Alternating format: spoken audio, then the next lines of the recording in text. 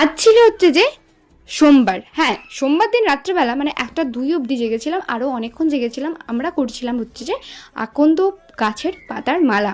হ্যাঁ, আমরা এটা 108টা পাতাতে রাম রাম রাম লিখেছিলাম। সেদিন অনেক দেরি হয়ে গেছিলো।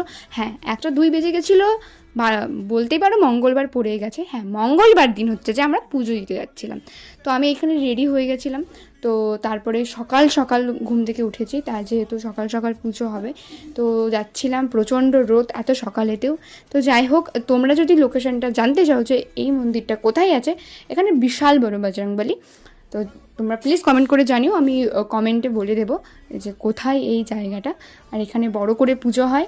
আর এই যে দেখো আমাদের মালাটা পড়ে আছে, তুলসীর মালাও পড়েছিল। खलबली ही खलबली देखो है हो चली धरती सागर तारे राज मेरा ही प्यारे।